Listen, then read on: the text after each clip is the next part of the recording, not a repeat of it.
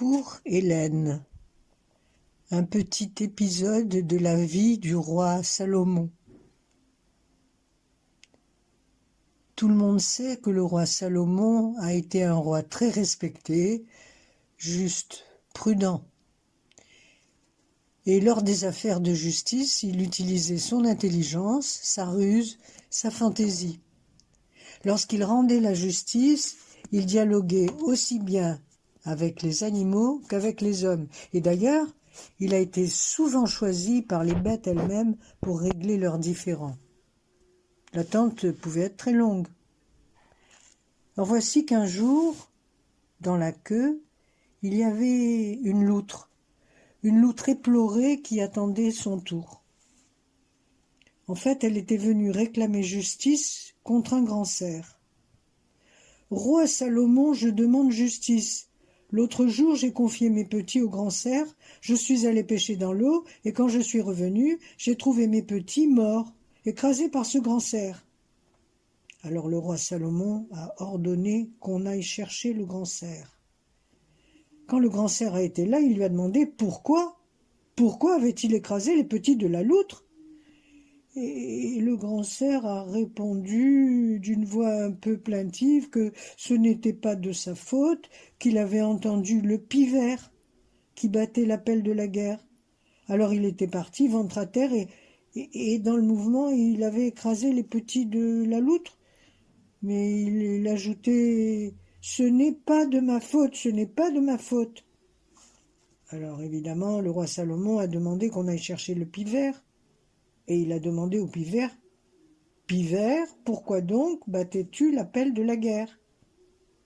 Et le pivert a répondu qu'il battait l'appel de la guerre parce qu'il avait vu la tortue qui mettait sa carapace de guerre. Alors il avait battu l'appel de la guerre. Le cerf était parti ventre à terre et il avait écrasé les petits de la loutre, mais ce n'était pas de sa faute. Alors le roi Salomon a demandé qu'on aille chercher la tortue et il lui a demandé d'un ton sévère « Pourquoi donc as-tu mis ta carapace de guerre ?»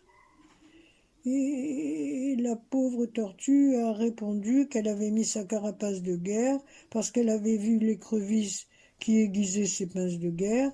Alors elle avait mis sa carapace de guerre, et le pivert avait battu l'appel de la guerre, et le grand cerf était parti ventre à terre, et il avait écrasé les petits de la loutre, mais ce n'était pas de sa faute, ce n'est pas de ma faute. Et le roi Salomon s'est adressé alors à l'écrevisse, il lui a demandé « Pourquoi donc aiguisais-tu tes pinces de guerre ?»« Mais grand roi, parce que j'ai vu la loutre entrer dans l'eau. Et quand la loutre entre dans l'eau, c'est pour manger mes petits. » Alors là, Salomon est resté un instant silencieux. Il a regardé la loutre et il lui a déclaré sévèrement « Loutre, celui qui sème la guerre, récolte la guerre. » Plus tard, le roi Salomon a noté les événements de sa vie qui nécessitaient sa grande sagesse. Il les a consignés dans le livre Les Proverbes et l'Ecclésiaste, et il n'a pas oublié d'y inscrire cette phrase « Celui qui sème la guerre récolte la guerre ».